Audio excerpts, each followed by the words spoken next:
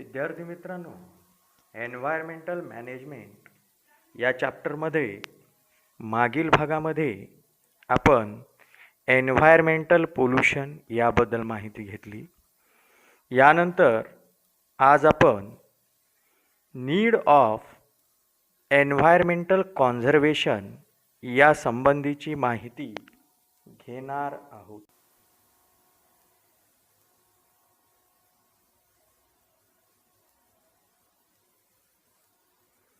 Need of environmental conservation, ज्याला आपण पर्यावरण संवर्धनाची गरज असं म्हणतो.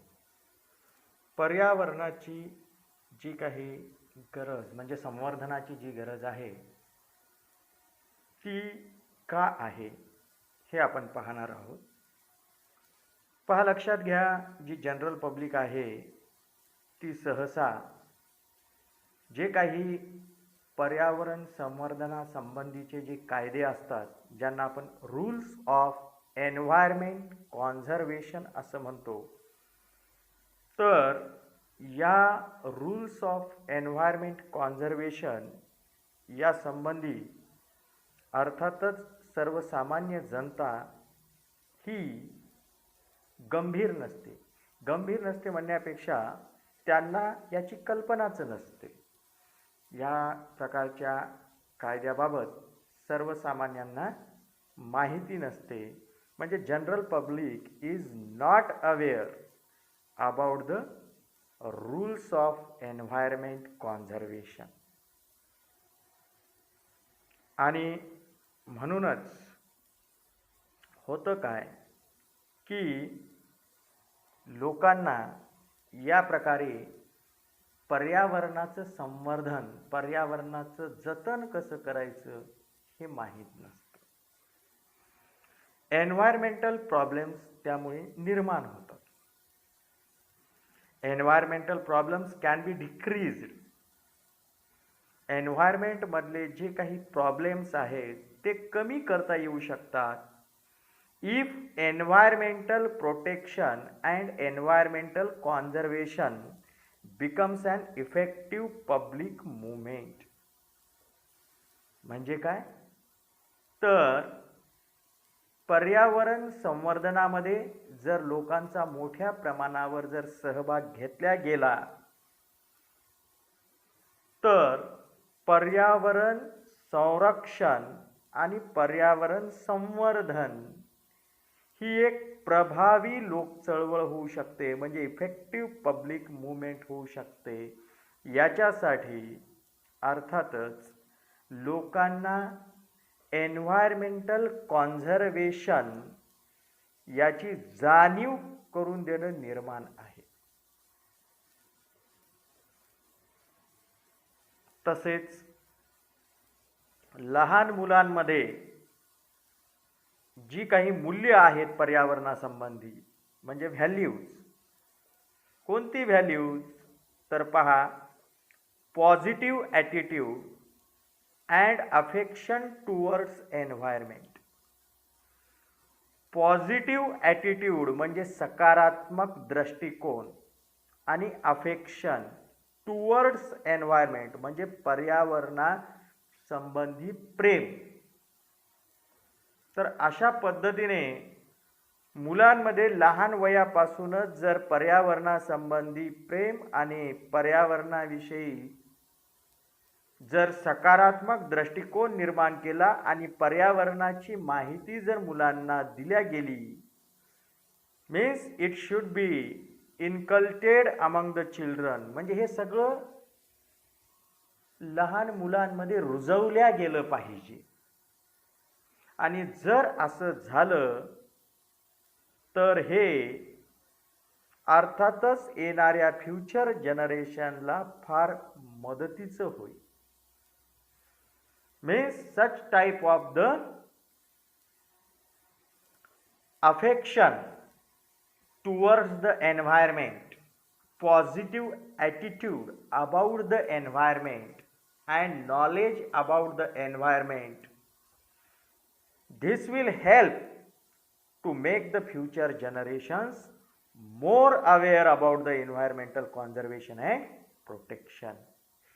जर या पद्धतीने लहान मुलांमध्ये जर आपण पॉझिटिव्ह ॲटिट्यूड म्हणजे सकारात्मक दृष्टिकोन, अफेक्शन टुवर्ड्स एन्व्हायरमेंट म्हणजे पर्यावरणासंबंधित प्रेम, and knowledge about the environment आणि पर्यावरणासंबंधी माहिती जर लहान मुलांना आपण दिली तर याचा काय उपयोग होईल? This will help to make the future generation. याच्यामुळे नवीन पिढ्यांना मदत होईल. कशाची? More aware about environmental conservation and protection. तर पर्यावरण विषयक संवर्धन आणि पर्यावरण विषयक जतन किंवा संरक्षण याची जाणीव या नवीन पिढ्यांमध्ये निर्माण होईल. आणि हे सगळं आपल्याला कशाच्या सहाय्याने अचीव करता येतं? This can be achieved through education. आणि आपल्याला हे शिक्षणामधूनच साध्य करता येऊ शकतं. हे आपण लक्षात घेतलं पाहिजे. आज घडीला today developed, developing and under developed countries they have accepted the responsibility of environmental protection. आज घडीला विकसित देश, विकसनशील देश आणि अविकसित देश हे सर्व देश या सर्वांनी रिस्पॉन्सिबिलिटी स्वीकारलेली आहे, जिम्मेदारी स्वीकारलेली आहे. कशाची? तर एन्व्हायरमेंटल प्रोटेक्शनची. हे आपण इथं लक्षात घेतलं पाहिजे. यानंतर आपल्याला या चॅप्टरमध्ये एक नीड ऑफ एन्व्हायरमेंटल कॉन्झर्वेशनवर चार्ट दिलेला आहे किंवा फ्लो चार्ट दिलेला आहे असं म्हणूया. तर या प्रकारचा हा जो काही इथे चार्ट दिलेला आहे त्याच्यामध्ये जे या ठिकाणी रिकामी ब्लॉक्स सोडलेले आहेत, एम्प्टी ब्लॉक्स किंवा एम्प्टी बॉक्सेस जे इथं सोडलेले आहेत ते आपल्याला भरायचे आहे. या ठिकाणी या चार्टमध्ये नीड ऑफ एन्व्हायरमेंटल कॉन्झर्वेशन यामध्ये तुम्हाला 2 पॉईंट दिलेले आहेत की एन्व्हायरमेंटल कॉन्झर्वेशनची गरज कशाकशासाठी आहे. एक दिलेला आहे ते पहा, to maintain the balance in nature म्हणजे निसर्गामध्ये संतुलन राखण्यासाठी एन्व्हायरमेंटल कॉन्झर्वेशनची गरज आहे. याशिवाय कशासाठी गरज आहे?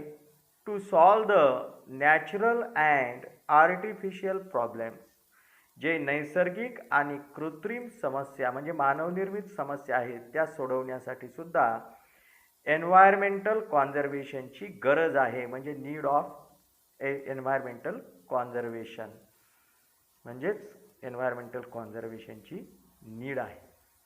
अशी आणखीन कशाकशासाठी नीड आहे तर पहा, या ठिकाणी मी हे एम्प्टी बॉक्सेस भरलेले आहेत. त्याच्यामध्ये सांगायचं जर म्हटलं तर to reduce the impact of pollution म्हणजे जे काही पोल्युशनचा इम्पॅक्ट आहे, प्रदूषणाचा जो प्रभाव आहे, हा प्रदूषणाचा प्रभाव रिड्यूस करण्यासाठी, कमी करण्यासाठी एन्व्हायरमेंटल कॉन्झर्वेशनची नीड आहे. त्यानंतर सांगायचं म्हटलं तर to maintain the biodiversity. Biodiversity जर आपल्याला व्यवस्थित राखायची असेल निसर्गामध्ये तर एन्व्हायरमेंटल कॉन्झर्वेशन हे खूप महत्त्वाचं आहे. हे आपण लक्षात घेतलं पाहिजे. याशिवाय आणखीन जर सांगायचं म्हटलं तर to improve the quality of life. जर आपल्याला लाईफची क्वालिटी म्हणजे जीवनाचा दर्जा उंचवायचा असेल, सुधारायचा असेल तर एन्व्हायरमेंटल कॉन्झर्वेशनची गरज आहे. हे आपण इथं लक्षात घेतलं पाहिजे. आणि याशिवाय to reduce the depletion of natural resources जे काही नैसर्गिक साधनसंपत्ती आहे त्याची जी कमतरता निर्माण होत चाललेली आहे म्हणजे नॅचरल रिसोर्सेस जे कमी कमी होत चाललेले आहेत, डिप्लेट होत चाललेले आहेत, ही कमतरता दूर करण्यासाठी अर्थातच हे जे काही नॅचरल रिसोर्सेस आहेत त्यांचं डिप्लेशन कमी करण्यासाठी एन्व्हायरमेंटल कॉन्झर्वेशनची गरज आहे असं आपण म्हणू शकतो. हे आपण इथं लक्षात घेतलं पाहिजे. त्यानंतर आपल्याला पुढचा जो पॉईंट पाहायचा आहे तो आहे एन्व्हायरमेंटल कॉन्झर्वेशन आवर सोशल रिस्पॉन्सिबिलिटी, म्हणजे पर्यावरण संवर्धन ही आपली सामाजिक जबाबदारी आहे. याबद्दल आपण माहिती पाहूया. तत्पूर्वी एक माहिती लक्षात घ्या की 1972 मध्ये युनोने म्हणजे संयुक्त राष्ट्र संघटनेने, ज्याला आपण शॉर्टमध्ये युनो असं म्हणतो, तर पहा की 1972 मध्ये संयुक्त राष्ट्र संघटनेने स्टॉकहोम येथे भरवलेल्या मानवी पर्यावरणावरील परिषदेमध्ये पहिल्यांदाच पर्यावरण विषयक समस्यावर चर्चा झाली आणि त्यातून युनायटेड नेशन्स एन्व्हायरमेंट प्रोग्राम, ज्याला शॉर्टमध्ये UNEP असं म्हटलं जातं, तर या UNEPची स्थापना करण्यात आली. नंतरच्या काळात भारतात चौथ्या पंचवार्षिक योजनेमध्ये पर्यावरणीय प्रश्नांवर चर्चा करण्यात येऊन पर्यावरण सुसूत्रीकरण समितीच्या माध्यमातून स्वतंत्रपणे पर्यावरण विभागाची स्थापना केली गेली. 1985 पासून पर्यावरण आणि वन मंत्रालय पर्यावरण आणि वनविषयक कार्यक्रमांचं नियोजन, प्रवर्तन आणि प्रबोधन करण्याचं कार्य करत आहे. तर या पद्धतीने हे लक्षात ठेवा.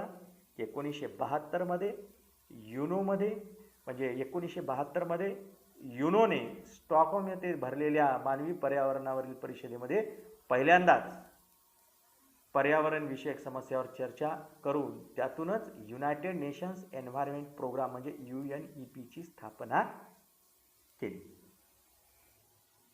यानंतर आपण पाहूया एन्व्हायरमेंटल कॉन्झर्वेशन आवर सोशल रिस्पॉन्सिबिलिटी, म्हणजे पर्यावरण संवर्धन आपली सामाजिक जबाबदारी. पहा की मानव आणि पर्यावरण यांच्यामध्ये फार घनिष्ठ संबंध आहे. Means there is a inter relationship between the human and environment. मानवामध्ये आणि पर्यावरणामध्ये, म्हणजे मानव आणि पर्यावरण यांच्यामध्ये घनिष्ठ संबंध आहे. आणि मानवाने आपली सुपेरियरिटी, म्हणजेच ज्याला आपण असं म्हणू शकतो की मानवाने आपली जी काही प्रभुत्व आहे ते प्रभुत्व या निसर्गामध्ये स्थापन केलेलं आहे.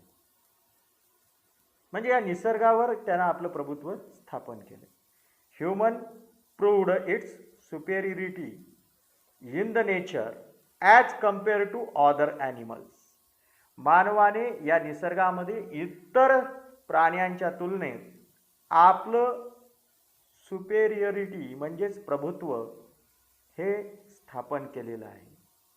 आणि हे कशाच्या जोरावर केलेलं आहे, तर मानवामध्ये जी कॅरेक्टर्स आहेत, मानवामध्ये जी काही लक्षणे आहेत, कोणती आहेत, म्हणजे मानवामध्ये जी गुणधर्म आहेत असं आपल्याला म्हणता येतं. उदाहरणामध्ये इंटेलिजन्स, बुद्धिमत्ता, मेमरी, स्मरणशक्ती, इमॅजिनरी ॲबिलिटी, म्हणजे जे काही मानव या पद्धतीने कल्पनाशक्ती वापरतो, तर ही कल्पनाशक्ती, तर या पद्धतीने बुद्धिमत्ता, स्मरणशक्ती, त्याच्यानंतर इमॅजिनरी ॲबिलिटी म्हणजे कल्पनाशक्ती, याच्या जोरावर त्याने इतर प्राण्यांच्या तुलनेत स्वतःची सुपेरिटी ही त्यानं स्थापन केलेली आहे.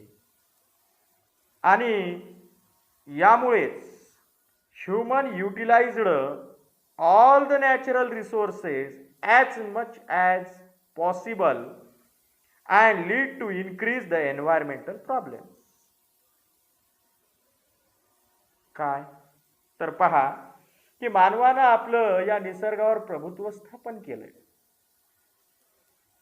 मानव हा इतर प्राण्यांच्या तुलनेमध्ये सरस आहे आणि यामुळेच मानवाने निसर्गातून नैसर्गिक साधन संपत्ती शक्य असेल तेवढी वापरण्यास सुरुवात केली आणि त्याच्यामुळेच एन्व्हायरमेंटल प्रॉब्लेम्स इन्क्रीज झालेले आहेत, म्हणजे वाढत गेलेले आहेत, हे आपल्याला लक्षात येतं.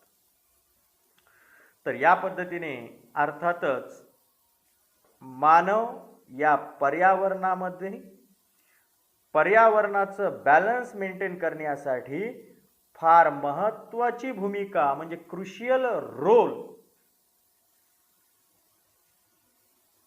म्हणजे अतिशय महत्त्वाची भूमिका ही मानवाची या पर्यावरणाचा समतोल राखण्यामध्ये आहे, हे लक्षात येतं. Means we can understand human has a crucial role. मानवाजवळ फार महत्त्वाची भूमिका आहे. कशा संबंधी? In maintaining environmental balance.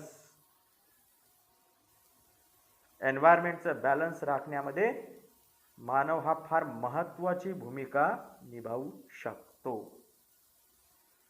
कारण लक्षात घ्या की जर हे एन्व्हायरमेंटल बॅलन्स जर डिस्टर्ब कोणी केलेलं असेल तर ते म्हणजे ह्युमन. आणि ह्युमनच हा असा एकमेव प्राणी आहे की जो या पर्यावरणाचं कॉन्झर्वेशन करू शकतो, त्याची इम्प्रूव्हमेंट घडवून आणू शकतो. Means if human has disturb the environmental balance, काय म्हटलं ते लक्षात घ्या. If human has disturbed environmental balance, जर मानवाने पर्यावरणाचं संतुलन बिघडवलेलं आहे, then human itself only can conserve and improve the quality of nature. जर मानवाने हे पर्यावरणाचं संतुलन बिघडविलेलं आहे तर फक्त मानवच हा असा प्राणी आहे की जो या निसर्गाच्या दर्जाचं संरक्षण, संवर्धन आणि त्याची सुधारणा घडून आणू शकतो. मानवाला हे माहीतच नसतं. म्हणजे सर्वसामान्य नागरिक हे अननोन आहेत. कशा संबंधी? The activities which are harmful to the environment they are carried out by them. मी काय म्हटलं की ज्या ॲक्टिव्हिटीज पर्यावरणाला हार्मफुल आहेत त्याच्या बाबतीत जनरल पब्लिक अननोन आहे. ज्या कृतींमुळे पर्यावरणाचा ऱ्हास होतो, ज्या कृतींमुळे पर्यावरणाला नुकसान पोहोचतं, त्या कृतीच मुळात सर्वसामान्य लोकांना माहीत नाहीत आणि नकळतपणे unknowingly many activities are happened by the human Bing.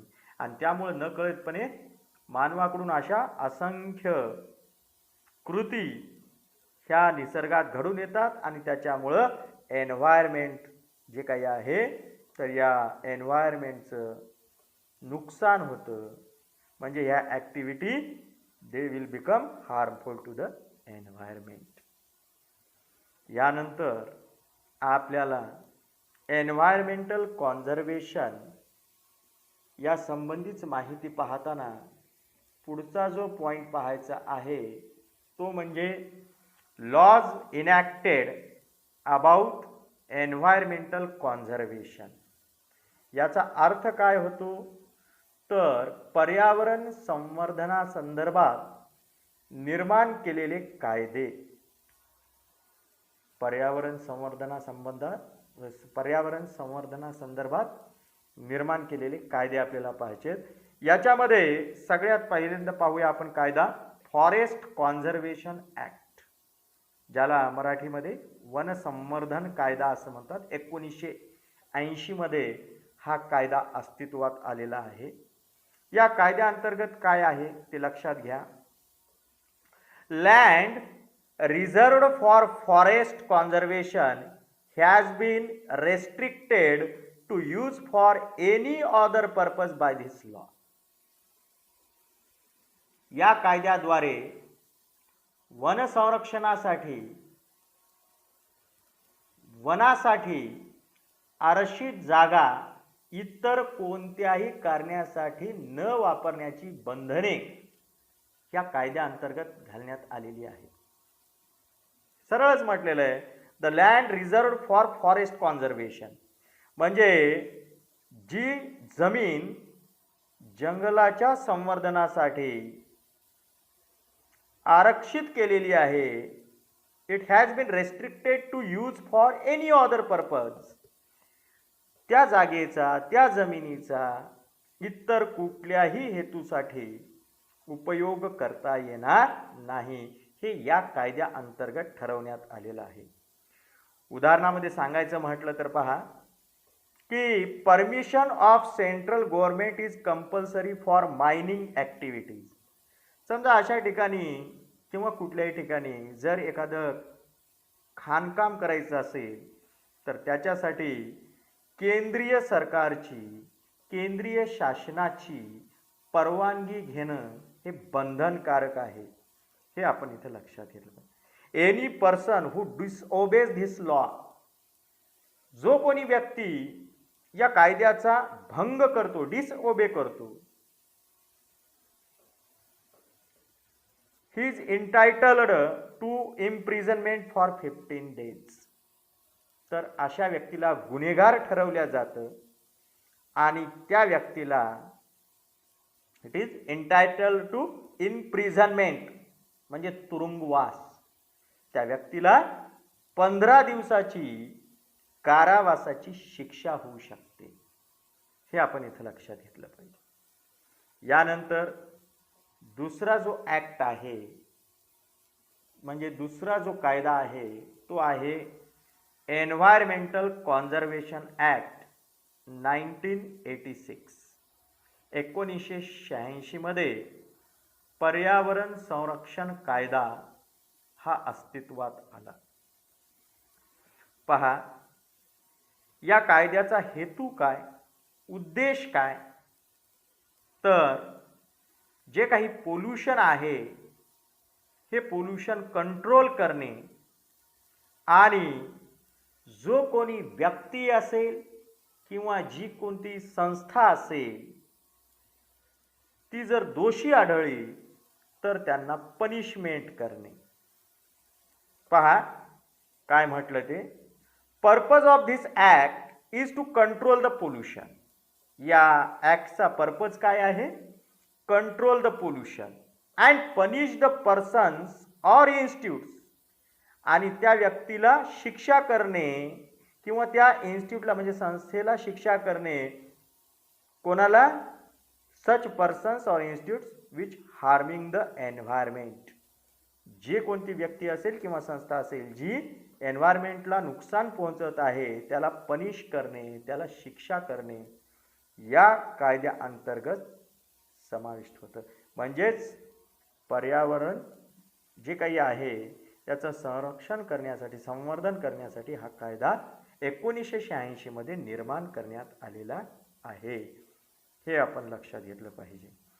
त्यानंतर पुढे ऐकून घ्या काय सांगतो ते. पहा, the person disobeys this rule, जो व्यक्ती या कायद्याचा भंग करतो, he is entitled for either 5 year imprisonment और फाइन अप टू 1 lakh. जो व्यक्ती या कायद्याचा भंग करतो किंवा जो व्यक्ती हा कायदेभंग करतो त्याला एकतर 5 वर्षाचा तुरुंगवास किंवा मग 1 लाखापर्यंत त्याला दंड हा ठोठावण्यात येतो, हे इथं लक्षात घेतलं पाहिजे. तर या पद्धतीने आपल्याला ही माहिती या ॲक्ट संदर्भात लक्षात येते.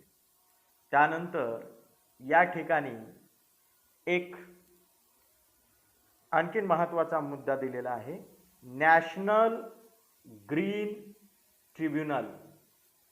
National green tribunal it has been established in 2010. या प्रकारच्या म्हणजे याला राष्ट्रीय हरित न्यायाधिकरण असं म्हटलं जातं, national green tribunal. It has been established. हे जे काही राष्ट्रीय हरित न्यायाधिकरण आहे याची स्थापना इट इज एस्टॅब्लिश्ड इन 2010. 2010 मध्ये याची स्थापना झालेली आहे. For effective implementation of environment related laws. जे काही पर्यावरण विषयक कायदे आहेत त्या कायद्यांची प्रभावी अंमलबजावणी करण्यासाठी या प्रकारच्या नॅशनल ग्रीन ट्रिब्युनलची स्थापना करण्यात आलेली आहे. म्हणजे राष्ट्रीय हरित न्यायाधिकरणाची स्थापना करण्यात आलेली आहे. सम अदर लॉज, काही इतर कायदे आता आपल्याला पाहायचे आहेत. त्याच्यामध्ये आपल्याला पहिला कायदा पाहायचा आहे, sound pollution control and prevention rule 2000. हा कायदा कोणता आहे लक्षात घ्या की याला साऊंड पोल्युशन म्हणजे ध्वनी प्रदूषण, कंट्रोल अँड प्रिव्हेंशन म्हणजे नियंत्रण आणि प्रतिबंध, हा जो रूल आहे, हा कायदा आहे, हा नियम जो काही आहे तो 2000 मध्ये लागू करण्यात आलेला आहे. त्यानंतर कोणता म्हटलं, sound pollution control and prevention rule हा 2000 मध्ये अर्थातच लागू झालेला आहे. त्यानंतर दुसरा जर सांगायचा म्हटलं तर तो आहे biomedical waste management and handling rule 1998. Biomedical waste म्हणजे वैद्यकीय कचरा, जो कोणता हॉस्पिटलमधून निर्माण होणारा कचरा आहे त्याला आपण बायोमेडिकल वेस्ट म्हणतो. तर अशा प्रकारच्या या बायोमेडिकल वेस्ट जैव वैद्यकीय कचऱ्याचं मॅनेजमेंट अँड हँडलिंग म्हणजे व्यवस्थापन आणि हाताळणी याचा एक नियम ठरवण्यात आलेला आहे 1998 मध्ये.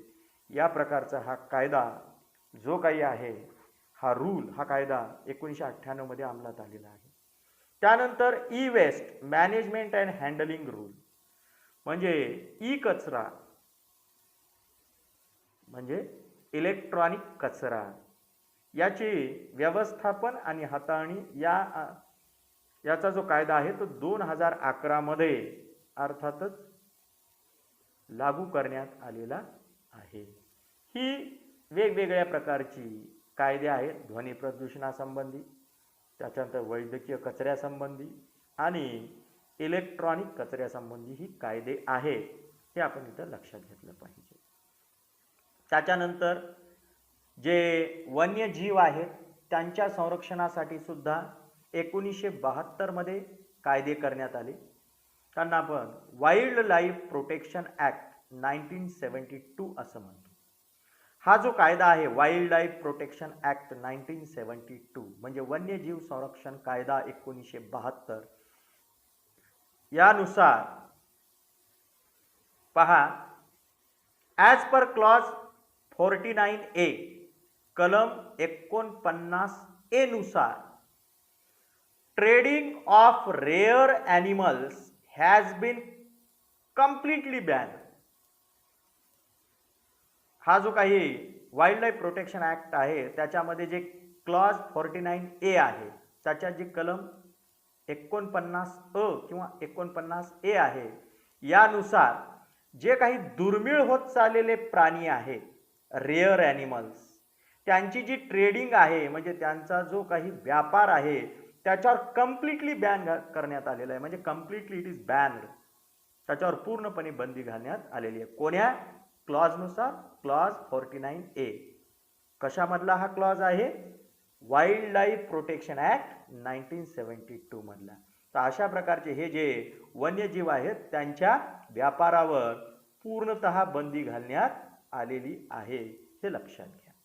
त्यानंतर clause as per clause 49B कलम 49B नुसार use of articles prepared from skin और organs of wild animals has been ban.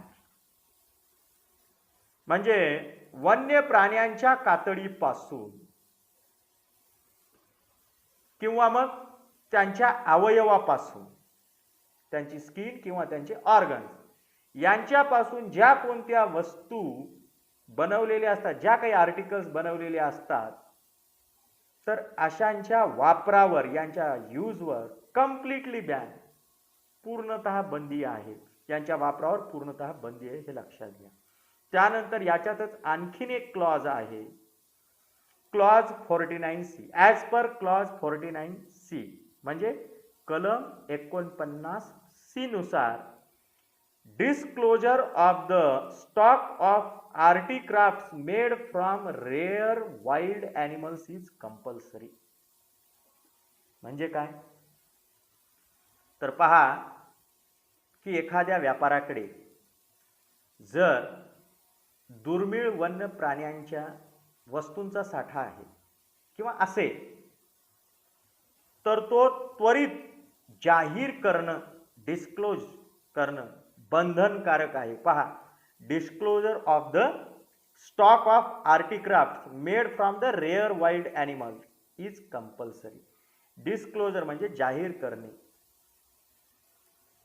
बंधनकारक आहे. कशाचं? Stock of artcraft made from rare wild animals. जे काही दुर्मिळ प्राणी आहेत त्यांच्या पासून जो काही वस्तूंचा साठा तयार केलेला आहे तो जाहीर करणं बंधनकारक आहे, कंपल्सरी आहे, हे लक्षात घ्या.